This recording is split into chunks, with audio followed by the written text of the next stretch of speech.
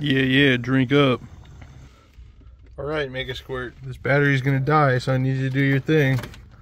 Prime it.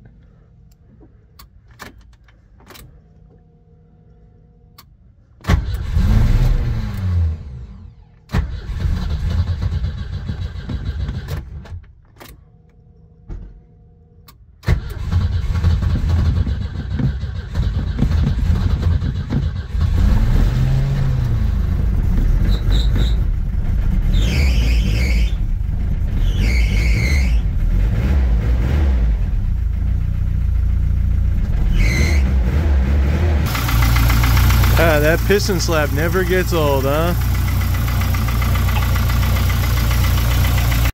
After 7 years, my parents are moving out of this house. Yes, I live in California now, but I came back for Christmas time, and hopefully that rolls back up. I just don't want to get gassed out in here. These fumes are pretty gnarly. We're taking the wagon to its new house for the time being, and then when it's a little warmer, I'm going to bring it back, or I'm going to bring it down to California, and I'll tell you all about what my plan is for this thing. But first we need to get it there while it's running, cooperating. Because phase 1 of the plan is build it a new engine harness. Maybe a new engine. Temp gauge, not check. Fuel gauge, not check. AFRs, no idea. Turbo though?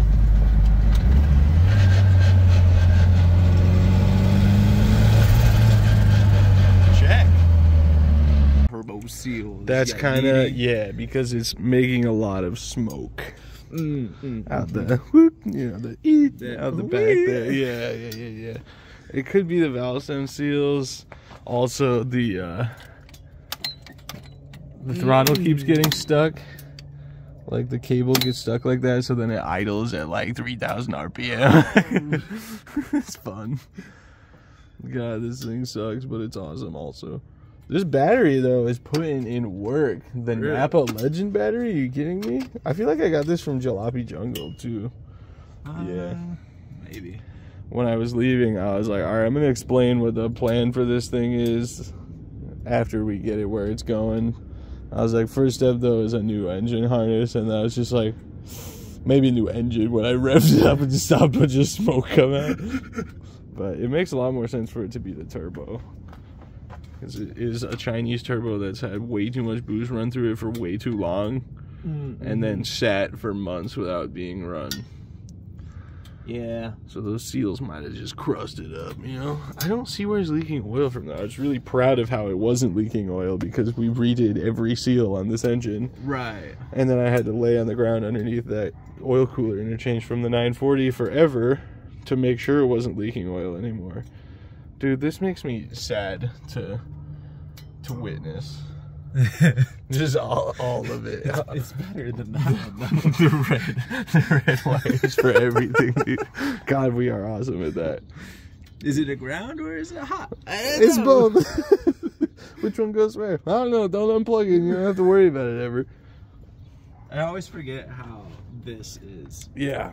Like, it's a little cumbersome.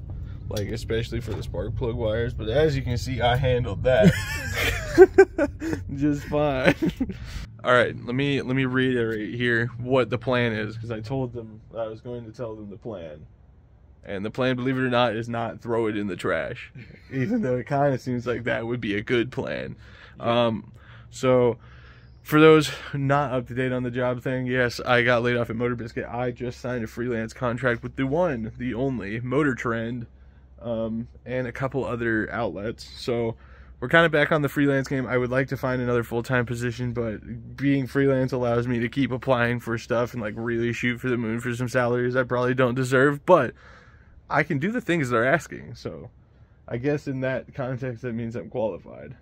But I almost applied for this one just cause it was like, you know, masters in marketing and 10 years of experience. The salary was $450 grand a year. Oh. So I was, and Indeed's like, or LinkedIn was like, we think you're a top applicant. I was like, I think so too. I think I deserve $500,000 a year. But I decided against it I did also apply for one that they were like straight up like the email is basically a very nice like, wow, I can't believe you had the audacity to apply for this, like good try I guess, but obviously no. And then there's like listed out all the things that I don't have for the experience, but you're gonna miss if you don't shoot, right? Yeah, I think Michael Scott said that and Wayne Gretzky. Anyway, springtime, my plan is to come back here. Ross is storing the Volvo for me. Thanks, Ross. And thanks for storing all of my other things that you have, including this. This is the welded rear end out of Jasmine with some really crunchy, gross bushings. There's some nasty bush, dude. So, anyway, that's the welded rear end. And do you remember what the final drive is on that? It's like almost the same as a 350Z. It should be like 363, something weird like that. This one's a 373. Okay, and so maybe 355 ish. I don't know. Volvo's, it depended if it was a manual or right. So the automatic. turbo manual specifically had its own, and that's what that is. And I looked it up. So somebody on Turbo Bricks has it all written out, but it's like within, you know, a tenth or a couple tenths of a rotation of a 350Z diff, which is great because I have a 350Z transmission in my car. So that's why we hung on to this, and it's plate welded with 1/4 inch steel on both sides of the spider gears, so that way I can just blow up the axles instead. But the reason I say that is because I have decided that even though it's an SE and it is extremely rare, it's just like extremely rare to Volvo people, and like nobody else really cares, and like when is I ever going to really make it nice? Nah. And then was I ever gonna drive it if I did? Nah. So instead it's gonna be a drift car. And dude, Luca from Luca Car Mods, you remember that channel? Shout out Luca, dude. He's a real one. He makes angle kits for 740s now. Like they need more. Yeah, dude, it's sick. I'm like, and he makes dual caliper kits. And a couple other companies make dual caliper kits. So my plan for the wagon is BCs, dual caliper, angle, and I want to do 57 CRs or 57 DRs on it because it's cool. But a lot of people may have noticed too that a whole bunch of videos are gone from this channel. Sorry, but I have a career to try and uphold here. I was thinking about like putting them on a private playlist and just like, if you want to see them, I'll put the link somewhere. Right. But like, don't share that anywhere. But yeah, so there's a lot of stuff. I want to go back and pull out some of the stuff, like the Steve videos, maybe a couple of those, and like just some classics. But yeah, a lot of the classics have us being, you know, idiots. Yeah, like degenerates, young 20s, and just drinking a lot and saying a lot of profanity. So, but yeah, anyway, wagon's gonna be a drift car, and now it is living with Ross temporarily until I can hopefully get money, you know, and fly out here so we can slam this welded rear end in it. And then I want to say drive it, but I'm probably actually going to say is pay Jacob to tow it because he offered, which seems a lot safer. And honestly, probably not worse on gas by a lot. Probably not. Honestly, though, that thing got like 26 when I drove it from San Diego. But that was automatic, not with the Mega Squirt. I have to imagine there's some potholes in the efficiency of my tune. I mean, it'd be a hell of a stress test. I can't find out if it's gonna make a like, oh, whoop, 140 miles in, we're out of gas. All right, we're getting 7 miles per gallon. Perfect. But yeah, so I'm gonna get that situated, and then we're gonna take it to Grange because now I live 20 minutes away from Grange. Sorry, Apple Valley Speedway, whatever it is. And then Ross is gonna bring the G35 down. Yes. And then we're gonna bang doors. Except for I don't know how much. I feel like I'm gonna want to not destroy the car still. But I definitely am going to drift it. And, like, you know, it is what it is. I want it to be nice. Like, I want a nice-looking drift car. Dude, the people in California, their drift cars are, oh, my God. Like, I'm like, why you don't touch is it that. really shiny? Yeah, they're so nice. They're, like, 2JZ S chassis that are probably worth 50, 60 grand with, like, all authentic parts on them. Like, 600 horsepower. And they're just, like, this far off each other's doors. It's sick. So I want a slice of that action, and I was like, I'll buy another drift car, and I was like, what am I thinking though? I already have a like built rear wheel drive car that now has a bunch of drift support, And I know a lot of people are like, oh, it's a certain chassis aren't that good at it. Well, Colton McDonald has proved over and over that it's not the car, it's the driver. So, you know. I slid one for a while. Yeah, me too. If I can make it work, yeah. anybody can make it work. You linked the whole Magic Valley Speedway course with an automatic with a handbrake that was trying to shut the car off because it was locking the trans up. So like, don't come at me with this Volvos aren't good at drifting thing. Go watch any videos from like Sweden. Yeah. But they're great. So now I think I need to go to. Oh yeah, can I have a ride home? Yes. Yeah. Huh. I'm gonna go to Harbor Freight and get some of those like storage rollers for cars. Although it's for the Rabbit, so I'm kind of thinking about just buying the wood ones. They have 1,000-pound capacity. Yeah, the Rabbit's not that heavy. It's like 1,900 pounds. I'm like, divided by 4, that seems fine. As long as like, you know, you'll be okay. Because they're like $12, but the ones that are actually for cars are $65 a pair. I'm gonna spend $130. I don't have a job, dude. But the Rabbit is going to my parents' new house. Yes, that thing is still sticking around, and yes, someday, eventually, probably that thing will get finished. When I lost my job, I was like, well, I gotta sell the Rabbit and the Les Paul, and then I was like, they're just objects, it's fine. And then I like had this weird resurgence where I'm like, I've been in worse situations than this. Like, now it's a challenge to keep all this stuff. Like, I don't have to sell any of this. I'm not homeless. Right. Yet. But yeah, so we're gonna go put that on dollies and then turn it sideways and push it against the wall in the third bay so my mom can just park the Z in front of it. It should be good. Yeah. But alright, well there you go. There's the story. There's the scoop. What are you doing these days? Same thing, different day. Working. Yeah, working. Turbo LS Volvo and stuff. Yeah, I fired it up because you know it's cold and there's no heater, so I can't drive it. Right. But, I mean, I can. How'd it like cold starting on the 85? Oddly enough, it started pretty well. Really? It was weird, but I don't know. I need to run it because you know E85 is bad for injectors. So, dude, what I need to get you, we need to get Ross a microphone. All right, we're gonna start the GoFundMe. I pay for Riverside FM now. Also, if you don't know, my YouTube channel for Rocketry has 135,000 subscribers on it. Pretty crazy. I got the play button and everything. So now we need to get one for this channel too. I'm gonna start posting a bunch of shorts because that's how it happened with the Rocket channel. But anyway, I pay for Riverside FM, which is like a podcasting software. I get 15 hours a month, and we use like 6. So we could do like the Craigslist videos and stuff over the interweb. What? So, do you have a microphone? No. Do you have a computer? Yes. Well, I know you have a computer, but yeah, I have a laptop. How's your internet? It's pretty good. All right, we might be able to make this work. But yeah, so anyway, I'll probably keep you guys around for the video a little bit and stuff and figure out what we're doing with the Rabbit.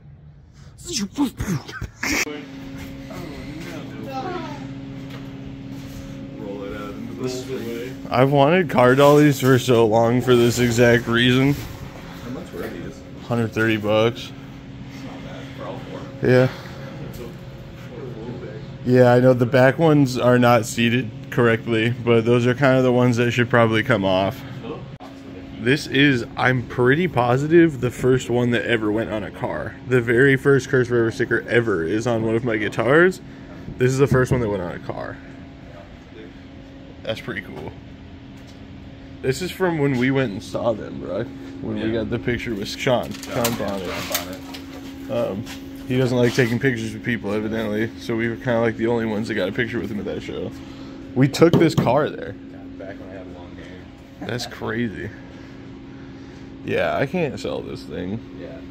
I told mom and dad I'll find somewhere else to store it if they don't want to babysit it anymore. I asked a couple storage units if I could put a car in there, and they said no.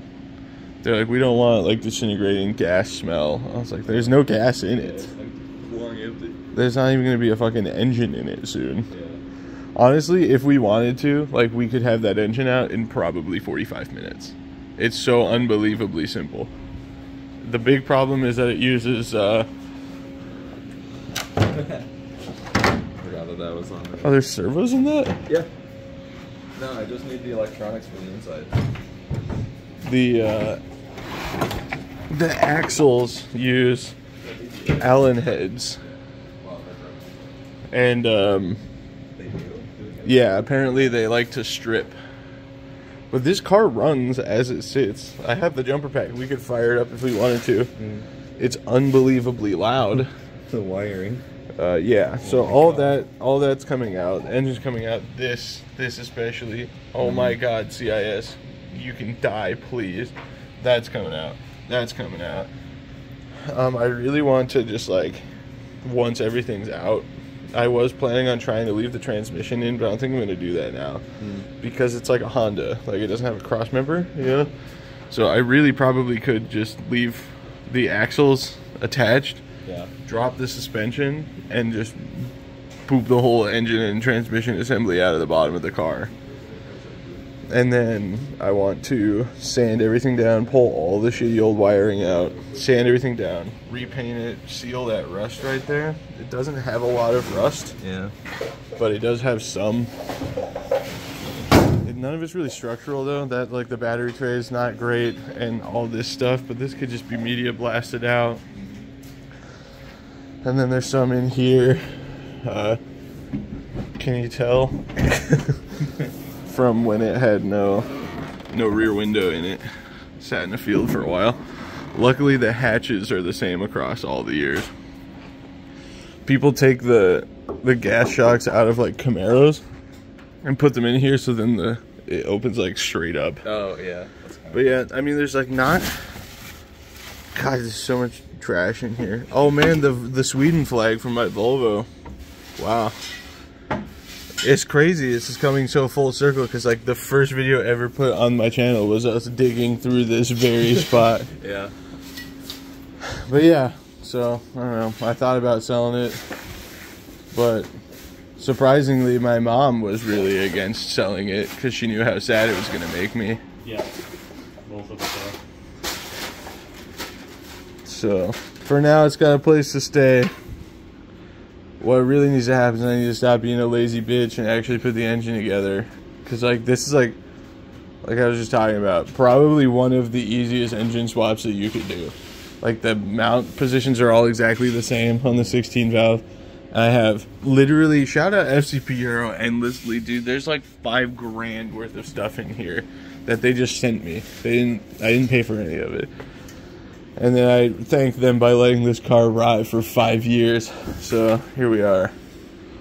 I kind of want to start it because it's so hilarious, but then I would also have to take all that shit out of the driver's seat, and it's really heavy. Also, that's the subwoofer from the Honda. Yeah, from the Accord. Yeah. That's insane. All right, well, there you go. Update on the Rabbit. If for those still asking, here it is.